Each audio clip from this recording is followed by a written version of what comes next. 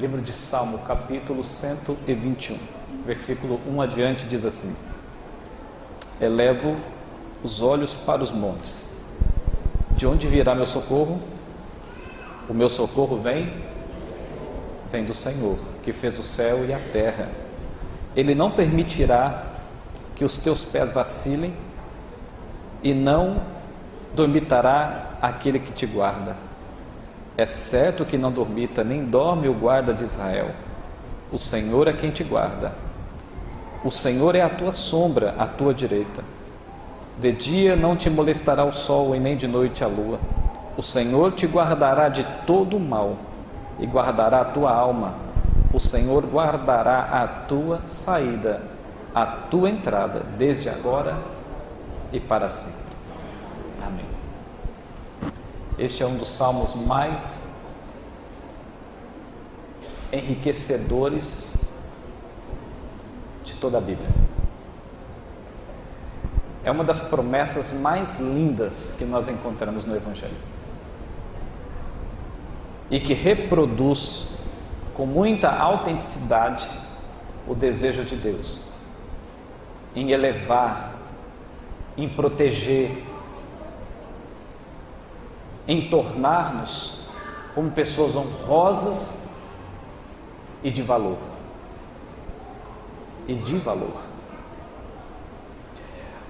No primeiro verso, de início, o salmista diz: eleva os meus olhos para os montes. Eleva os meus olhos para os montes. De onde virá o meu socorro? Sabe, amigos, quando a gente conhece a verdade e o plano de Deus para a vida, e nos deparamos com a adversidade de um mundo perdido, isso nos revela que, dentro desse contexto do que o salmista apresentou para a gente, a nossa experiência de vida cristã, ela se fundamenta em dois montes. O primeiro é o monte da fé, é o monte da misericórdia, é o monte da graça, porque foi naquele monte do Calvário que se manifestou o maior testemunho de amor e bondade, compaixão e misericórdia. Se não fosse a história do Monte Calvário, se não fosse a história do que aconteceu naquele dia, naquela sexta-feira, naquele monte, nós nem estaríamos aqui hoje para ouvir a mensagem de Deus. O segundo monte é o monte da justiça, o monte da lei, o monte Sinai. As experiências que nós temos espirituais, elas são fundamentadas nesses dois montes. O monte da graça, o monte em que nos resgata, nos redime, nos restaura mesmo sem merecermos, mesmo sem existir merecimento. Mesmo assim, esse monte existiu para que eu e você pudéssemos um dia contemplar com os olhos da fé a graça estendida nesse monte. E o monte da justiça, da lei, que é o monte da fidelidade, o monte da confiança, o monte da transparência. E quando se fala em transparência num mundo como o nosso, é complicado. Como seria a vida de um político se ele tivesse a vida transparente? Como seria a venda daquele carro usado se você fosse plenamente transparente? Como seriam os seus negócios às escondidas se eles não acontecessem às escondidas, fosse na transparência? O Monte do Calvário e o Monte Sinai, eles apelam para que em nossa vida haja um contexto de transformação, de renovação e de regeneração tal que a gente tenha paz, a gente tenha tranquilidade em viver uma vida transparente. Porque é o monte da justiça, é o monte da pureza, é o monte da integridade, que não se vende e não se compra por nada dessa vida. E é exatamente isso que a serva do Senhor disse no livro Educação. Deus deseja levantar homens que não se comprem, não se venda por nada, que sejam tão firmes aos deveres e aos princípios e valores quanto a bússola é ao polo. Bom, todos os que sobem nestes montes não podem levar nada consigo, a não ser o próprio. O que você acha que podemos levar diante de Deus? O que nós temos de bom para oferecer a Deus? O que você tem de bom para oferecer a Deus? Moisés subiu de mãos vazias, lembra? Mas ele não desceu com as mãos vazias. Abraão também subiu ao monte com as mãos vazias, ou melhor, com a alma vazia, mas desceu com as mãos abençoadas, quando voltou com seu filho vivo.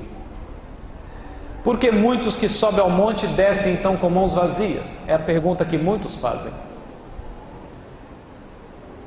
Porque há pessoas que sobem ao monte ou entram na presença de Deus e descem da presença de Deus ainda vazios.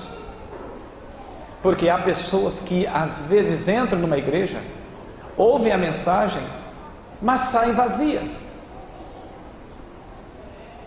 E sabe, é curioso porque tem muita gente que desce com as mãos vazias, porque sobe com o coração cheio, cheio de arrogância, cheio de soberba, cheio de inveja, de orgulho, cheio do eu. Às vezes entram na presença de Deus porque buscam algo que não precisam, que não necessitam. Tem gente que vem à igreja porque quer receber uma bênção. Tem gente que diz assim: deixa eu ir à igreja hoje porque senão eu não recebo a bênção. Que de fato somos abençoados quando estamos congregados, isso é fato, porque a revelação diz isso. Existe uma bênção especial que nós somente recebemos aqui na igreja, não recebemos fora dela. Sabiam disso? Existe uma bênção especial que a gente só recebe quando está na presença de Deus aqui. Você não vai deixar de ser abençoado lá fora, quando você se ajoelha e ora, quando faz um culto em família ou com os amigos, mas existe uma bênção que é especial e você só a recebe aqui. Tem pessoas que vêm na presença de Deus buscando bênçãos materiais. Perceba, se nós colocássemos uma placa ali fora hoje, sessão do descarrego, traga os coxos, traga os não sei quem, você que está desempregado, traga a carteira de trabalho. Já viram isso? E tem pessoas que só vêm à igreja porque estão buscando suprir uma necessidade física, material. Não é isso que a palavra nos ensina, que muita gente não recebe porque pede mal. E Jesus foi muito claro: pedi, dar-se-vos-á, buscar e achareis. Mas quais são os sentimentos? Quais são as intenções por trás disso? Às vezes quando eu estou orando, eu falo assim para Deus, e quando eu vou pedir algo para Deus, eu falo assim: Senhor, me perdoa por pedir isso, eu sei que eu não mereço, eu sei que tem coisa mais importante para pedir. A gente tem que reconhecer, irmãos, reconhecer que a gente não tem nada de bom para oferecer a Deus, e quando vamos na presença dele, tem coisas sublimes e importantes a pedir, especialmente a renovação, a transformação, a modificação desse caráter terrível que existe dentro de nós. Há muita oração no sentido: Senhor, me arruma um carro, Senhor, me arruma uma moto, Senhor, aumenta o meu salário, Senhor, me ajuda a viajar para um país tal, Senhor, e pede tanta coisa, e poucas vezes pede: Senhor, me ajude a amar mais. poucas vezes ou nenhuma pedem: Senhor, me ajuda a ser menos intransigente, menos egoísta, menos duro de coração. Pedem pouco: Senhor, me ajuda a ser um melhor marido, uma melhor esposa, me ajuda a ser um pai melhor, um filho melhor, um administrador melhor para cuidar bem das coisas da casa, da família.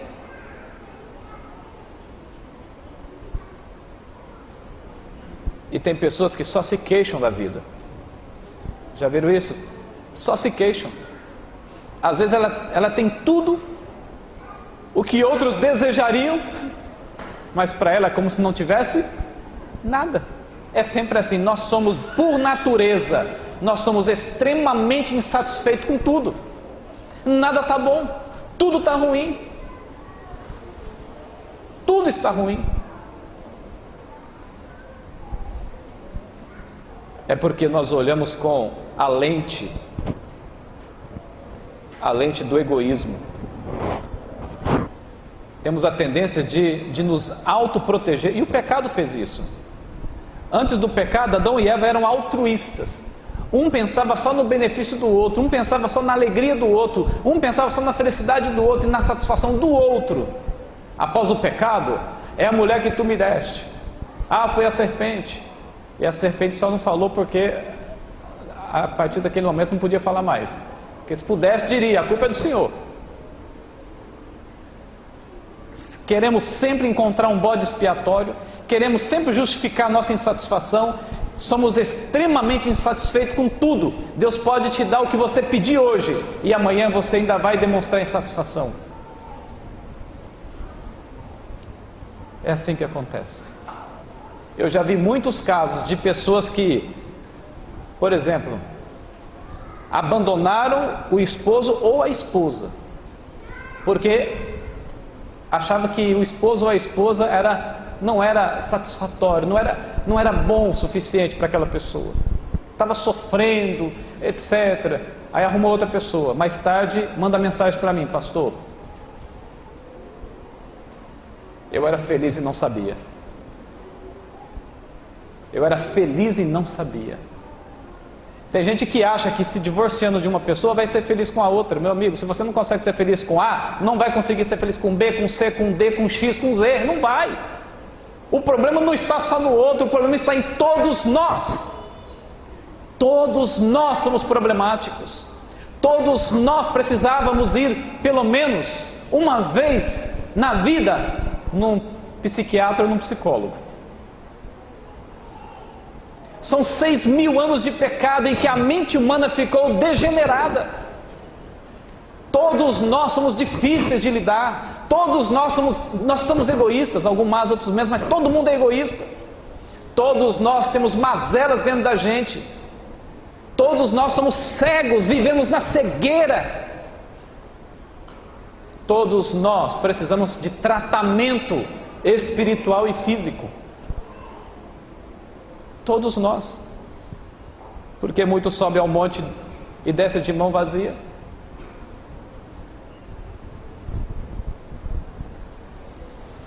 Porque sobem pelos motivos errados.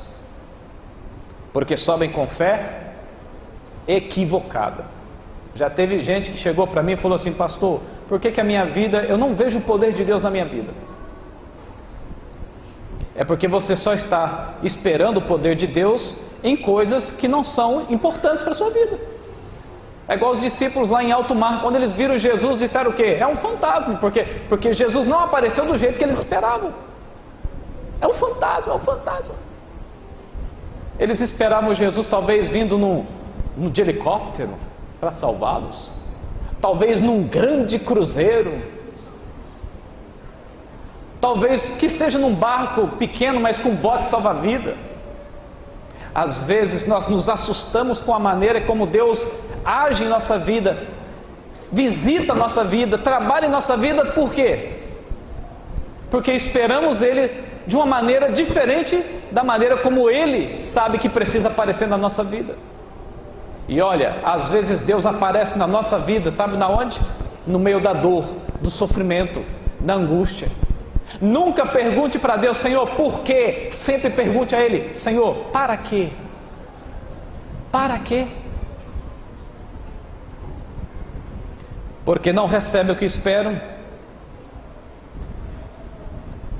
Esperamos uma coisa, mas Deus apresenta de outra maneira, e Ele é sábio demais para errar, e nós somos tolos demais para não errar, porque sobem com sonhos e propósitos equivocados. O nosso coração deveria estar no céu e não nessa terra, os nossos sonhos deveriam estar no céu e não nessa terra. Quando você sonha pelas coisas da terra, a tendência é você nunca, jamais ser satisfeito e feliz. Felicidade nessa terra não existe, amiga, é uma utopia. A última vez que eu me lembro que eu fui feliz de verdade, sabe quando foi? Quando eu era criança, inocente, que não sabia que eu tinha que um dia pagar aluguel, que eu tinha que um dia cuidar de uma esposa. E olha que mulher custa caro, viu? Mulher custa caro, viu? Quando eu era inocente, não sabia que eu tinha responsabilidades, compromissos, correr atrás disso, correr atrás daquilo. Quando a fase chegou, aí pronto, acabou minha felicidade. Quando eu comecei a ter que encarar a vida, acabou minha felicidade. Mas sabe, é no contexto geral, felicidade nessa terra é uma utopia. Às vezes a gente acha que é feliz, e se você é feliz, é por momentos, relâmpagos. É por momentos relâmpagos que vai, eita, já foi. Chega e vai rápido embora.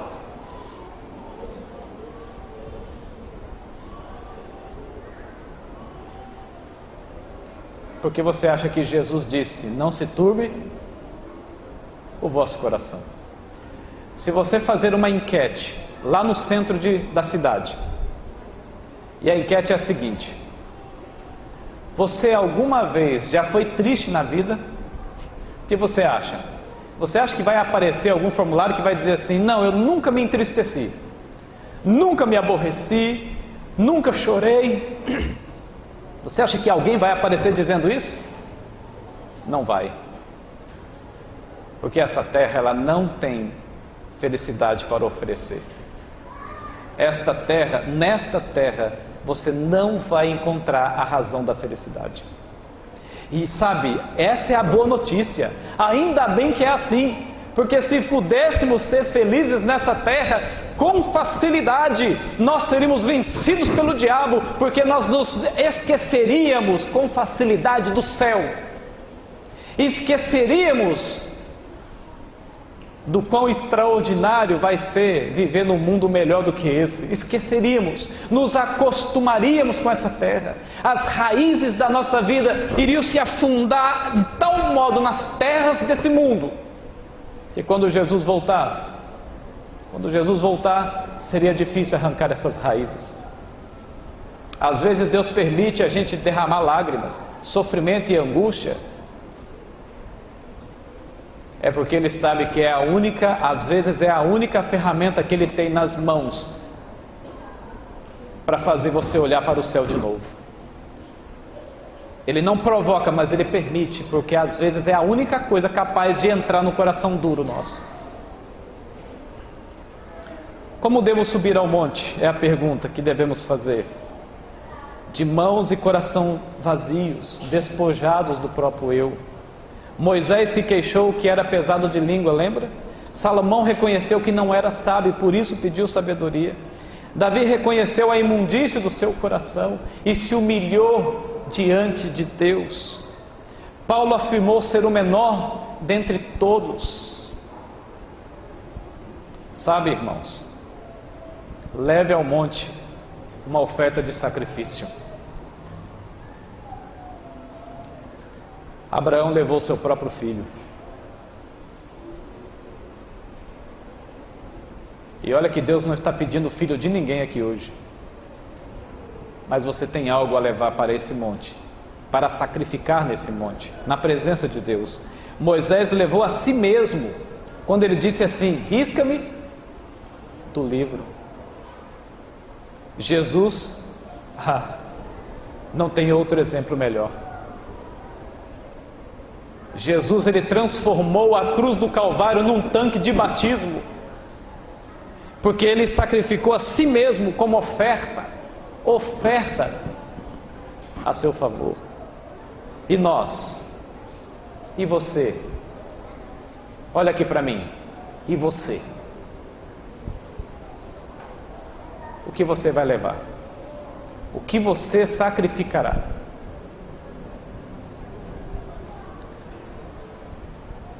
Que tal essa sugestão de Salomão? Em Provérbios capítulo 23, verso 26. Dá-me, filho meu, o teu, a tua vida. Coração é sinônimo de vida. Dá-me, filho meu, a tua vida, por completo, e não picada, e não mesclada. Deus não quer você consorciado a prestações. Deus não quer você com infinitas parcelas. Deus quer você por inteiro, à vista. Não é na duplicata, não é no boleto bancário. Deus quer você por completo. Se renda a Jesus de maneira completa, absoluta, como você nunca fez até hoje. Eu sei que a vida é dura, eu sei que é difícil, eu sei que a indiferença é como um vírus que invade a nossa vida. E às vezes é até difícil, quase impossível lutar contra a indiferença. É difícil às vezes lutar contra os obstáculos que insistem em viver entre a gente e o céu. Amigo, sacrifique isso no altar de Deus. O que você sacrificará? Qual é o seu valor? Eu sei que tem pessoas que não valem mais do que R$1, porque elas agem como alguém que não vale mais do que R$1. É porque elas agem dessa maneira. Deus considera todos nós com um valor assim, um valor inesgotável, um valor infinito, que nenhuma prata, que nenhum ouro dessa terra é capaz de pagar o valor que você tem. Mas do que adianta Deus considerar você nesse valor, se você continua se vendendo por R$1, continua se valorizando não menos do que R$1? São as nossas atitudes que demonstram, é o nosso comportamento que vai justificar o nosso valor. São as palavras que saem da sua boca, os lugares que você frequenta, a sua vida como um todo, os valores e princípios que você rejeita ou não, que vão definir quanto você vale. E se você não valesse muito, olha aqui para mim, se você não valesse alguma coisa, Jesus, Deus, não teria pago por você com o preço que nada pode pagar nessa terra, com vida.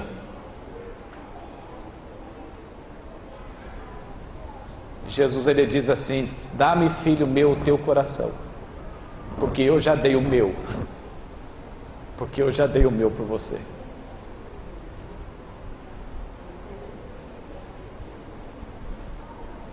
Quando Satanás tentar testar a sua fé, quando o mundo tentar testar a sua fé, provar os seus valores e princípios, diga ao mundo e diga ao diabo do porquê que você está aqui. Diga a ele, diga ao mundo, através das suas escolhas, das suas decisões, a quem você serve. Diz a revelação que apenas um ato de se ajoelhar para orar já faz os demônios tremerem e estremecerem. Imagina a nossa vida como um todo, dedicada a Deus, de maneira plena e absoluta. Somos provados diariamente, somos testados a todo momento. Existe um gabarito espiritual em que Satanás fica tentando nos provar, tentando nos derrubar, para que a nossa vida não represente a vida de um filho de Deus, não represente alguém que está aqui como embaixador do céu, da eternidade. O que as pessoas, quando olham para você, elas pensam, imaginam. Quanto você vale, amigo? Qual o seu valor, irmão? O que tem atrapalhado a sua vida e a entrega a Deus é exatamente o que você deve sacrificar no monte. Se você tem um pecado oculto, que só Deus sabe qual é, e a sua consciência, leve esse pecado na presença de Deus e sacrifica ele lá.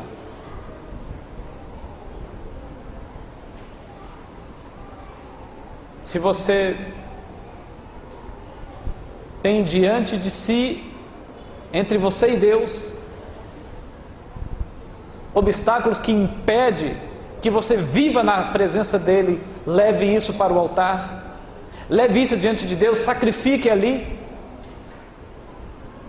sacrifique o seu mau caráter, sacrifique o seu orgulho, sacrifique no altar de Deus as ambições erradas, os desejos errados, as pretensões erradas, os sentimentos errados, sacrifique no altar do céu e diga para Deus: Senhor, é isso aqui. Não tenha medo de dizer, diga: Senhor, é isso aqui, eu preciso sacrificá-lo aqui no teu altar. Diga a Deus: eu quero sair daqui por aquela porta hoje limpo, purificado. Diga a Deus que você quer ter uma vida pura e íntegra, correta, diante dos seus olhos, diante dos olhos de Deus. Diga a Ele, amigo, que você não quer perder o céu por nada dessa vida, desse mundo. Cora Coralina escreveu uma frase muito interessante, e que diz assim: mesmo quando tudo parece desabar, cabe a mim decidir entre rir ou chorar, ir ou ficar, desistir ou lutar, porque descobri no caminho incerto da vida que o mais importante é o decidir. Eu já contei a história do muro aqui, não já? Já contei, né? Acho que umas 300 vezes. Pois é. Tudo que você precisa fazer é o quê? Tudo que você precisa fazer é o quê? Decidir, escolher, fazer valer, abraçar. Decida. Pastor, mas você não conhece o meu pecado, é muito grande. Amigo, Deus é maior que o seu pecado. Mas pastor, eu não consigo. Nunca diga eu não consigo, porque quando você diz eu não consigo, a mente já trabalha para você não conseguir. A mente já cria um bloqueio e você agora nem precisa tentar, porque você já se determinou a não conseguir. Especialmente quando Deus oferece graça e poder para você lutar. Não se renda nunca, não se entregue, não jogue a toalha, arregace as mangas e entre nessa guerra, porque Deus lhe dará a vitória. Não importa o que aconteça, não importa o que seja, saiba que existe uma mão onipotente, invisível, que está caminhando ao seu lado. Desafios virão, batalhas difíceis e duras e quase impossíveis de serem vencidas virão pela frente. Mas não se esqueça de uma coisa: não se esqueça que aquele que nunca perdeu nenhuma batalha é o que vai à sua frente. Lembra desse homem? Você se lembra de Martin Luther King? Ele um dia disse assim, se não puder voar, corra. Se não puder correr, ande. E se não puder andar, rasteje, mas continue em frente de qualquer jeito. É lindo isso aqui, não é? Se você não consegue correr, se a única coisa que você consegue é rastejar-se, então rasteje, irmão. Rasteje, amigo, porque no final vai valer a pena. Vai valer a pena. Ou morremos com Cristo, ou não faz sentido ser cristão. E há tantas pessoas desistindo da fé por coisas tão pequenas. Mas vai chegar um dia que muitos vão entregar a vida por amor à verdade. Lembra daquele ano que surgiu aquele problema com o Enem? Que vários adventistas que haviam optado para não fazer a prova durante as horas do sábado, para fazer depois do pôr do sol, vários adventistas que tinham feito a configuração corretamente, foram obrigados a fazer a prova no horário do sábado. Lembra disso, que aconteceu isso? Alguns anos atrás. Vários jovens do distrito anterior que eu estava ligaram para mim desesperados: pastor, o que o senhor pode fazer pela gente? A carta do sábado resolve? Não, não resolve. E agora? Mas vocês configuraram certo? Todos eles disseram que haviam configurado certo. Eu até imaginei que o erro talvez tenha sido do adventista, mas aí eu fiquei sabendo que houve vários casos no Brasil todo. A igreja tentou interceder, a divisão sul-americana tentou interceder, a igreja tentou interceder, mas não adiantou. Até que então o advogado da igreja deu uma força nessa situação e conseguiu livrar a situação de muitos adventistas que foram atrás, que correram atrás para resolver. Outros não resolveram. Mas eu tenho duas situações que eu presenciei por causa do problema do Enem. Uma jovem adventista ligou para mim chorando compulsivamente pelo telefone. Ela disse assim: pastor, eu estudei, eu me preparei para esse Enem, é o meu sonho entrar agora na faculdade, mas eu tomei uma decisão: se Deus não abrir as portas, eu não vou fazer essa prova. Chorando no telefone. E eu disse assim para ela: minha irmã, eu é que me emociono com a sua decisão. Sabe por quê? Porque eu tenho certeza que Deus vai fazer coisas, vai fazer proezas na sua vida, por causa dessa fidelidade, por causa desse testemunho. Você pode dar um passo para trás agora, mas no momento certo Deus vai fazer você dar 2 ou 3 passos para frente de uma vez. Mas por outro lado, teve uma outra pessoa, ou outras pessoas, que fizeram a prova no sábado, para não perder o Enem. Aí eu faço a seguinte pergunta: se hoje a gente não consegue ser fiel a Deus numa coisa pequena como essa, que você pode fazer outras vezes, imagine quando a tempestade cair sobre esse mundo no futuro. Imagine quando chegar aquele dia em que a nossa fé vai ser provada no talo. Como estaremos preparados? Seguir a Deus, seguir a Jesus é mais do que um simples Enem. É mais do que negligenciar, rejeitar um simples Enem. Seguir a Deus, seguir a Cristo, é negar a si mesmo. É dizer: não vivo mais eu, mas Cristo vive em mim. Cristo vive em mim. Ou morremos com Cristo, ou não faz sentido ser cristão. Jesus subiu ao monte com as mãos cheias do nosso vazio, para descer de lá com as mãos cheias de sonhos renovados e de esperança restaurada. Hoje você pode sonhar com a eternidade. Hoje, quando você chora, quando você se lamenta, quando você se entristece, quando você é frustrado, decepcionado, traído, quando você é cometido por uma doença, seja lá o que for que aconteça com a sua vida, hoje você pode olhar para o céu com a certeza de que o amanhã será diferente. Hoje você pode olhar para a sua sepultura e ver nela você se levantando na manhã da ressurreição. Você pode ver as suas lágrimas no espelho, aquelas lágrimas que descem repletas, permeadas, cheias de lamento. Mas você pode sonhar com o dia da volta de Jesus, em que essas mesmas lágrimas não serão mais de lamento, mas serão lágrimas de eterna felicidade.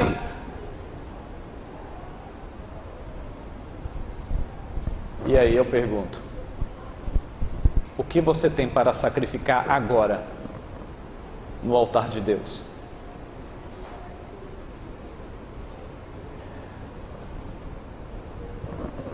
Quando a gente abraça algo e não quer soltar de forma alguma, a gente acaba morrendo por aquilo.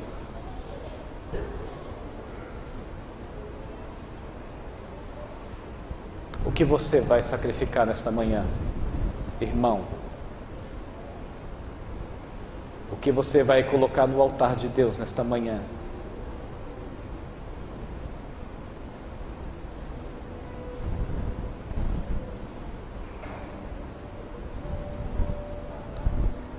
meu desejo é que você saia daquela porta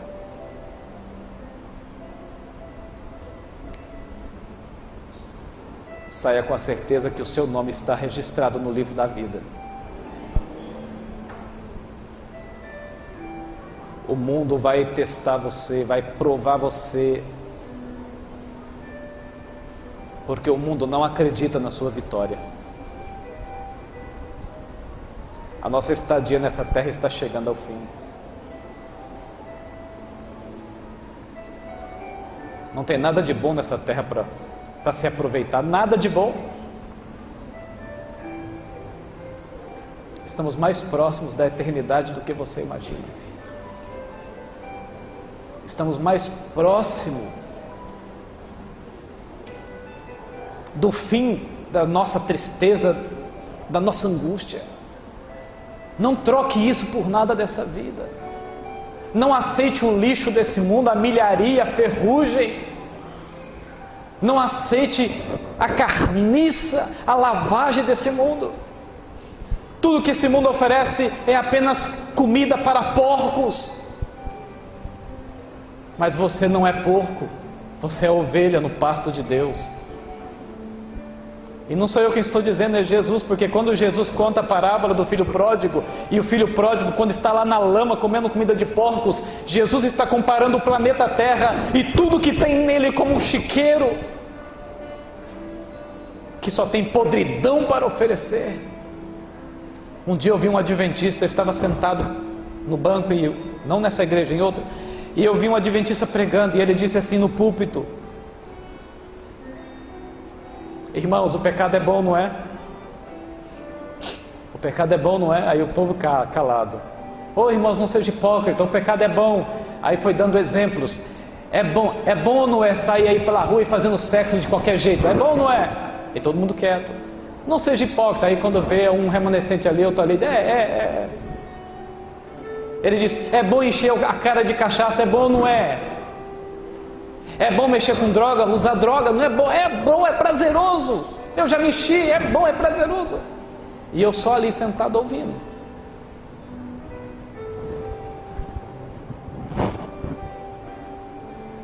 E agora eu vou dizer uma coisa. Uma coisa para ser boa, ela tem que ser boa no começo, no meio e no fim. Uma coisa que só é boa no começo, mas depois traz dor, angústia, problemas, depressão, perdas irreparáveis. Isso não pode ser bom. Isso não pode ser bom. Para ser bom, tem que ser bom sempre. Tem que ser bom no começo, no meio e no fim. E o pecado, ele é bom só naquele momento, porque fora daquele momento, mais tarde ou mais cedo, ele vai lhe cobrar com juro e com correção. O pecado não é barato, amigo. É como um cartão de crédito, que você usufrui, mas um dia vai chegar a fatura e você vai ter que pagar. O problema é quando você não tem para pagar. E o pecado, em se tratando de pecado, nós não temos como pagar. Uma coisa para ser boa, o pecado não é bom. Não é bom, não importa qual seja ele, porque uma coisa para ser boa, ela tem que ser boa sempre. E o que Deus está oferecendo para você é eternamente maravilhoso. A escolha é sua. Quanto você vale? É o seu comportamento, são as suas escolhas, as suas decisões que vão dizer quanto realmente você vale. E é com esse pensamento que nós vamos agora cantar uma música que retrata bem a nossa esperança, que retrata bem o nosso sentimento, o verdadeiro sentimento, aquela ansiedade, aquele desespero em que Jesus volte logo, não é? Eu não vejo a hora desse mundo acabar logo, eu não vejo a hora de Jesus aparecer nas nuvens do céu. Eu estou cansado desse mundo, eu não quero nada dessa terra, e essa deve ser a escolha de todos nós. Não quero nada dessa terra, nada. Tudo que eu quero é me preparar para a eternidade, porque você foi feito para ser eterno junto com Deus. Esse dia está quase chegando. Querido Deus, nos perdoa, por favor. Nos perdoa por causa dos erros da vida, por causa da indiferença, por causa da mornidão espiritual. Nos perdoa pela arrogância, pelo orgulho. Nos perdoa, Senhor. Falhamos tanto com o Senhor, falhamos tanto com o nosso irmão, falhamos tanto com a nossa família, e a gente não quer ser assim. Não queremos isso, Senhor. Nós queremos a pureza, nós queremos viver da maneira como Paulo um dia disse: não vivo eu, mas Cristo vive em mim. Nos ajuda, Senhor. Tenha misericórdia de nós. Nos ajuda, por favor. Derrama Teu Espírito Santo com poder, e que Ele consiga reavivar cada um de nós, e nos ajudar a olhar para o céu, para o monte, com brilho nos olhos e com profunda paixão no coração. Nos ajuda a não olhar para essa terra com paixão, mas com desprezo. Nos ajude a não ver esse mundo de uma forma que se torne atrativo para a gente. Ajuda-nos, Pai querido. Nós imploramos, salva-nos, salva a nossa família, salva os nossos filhos, salva a nossa igreja. E é no mérito do poderoso Jesus Cristo que suplicamos. Amém, Senhor. Amém. Amém. Que Deus abençoe a todos.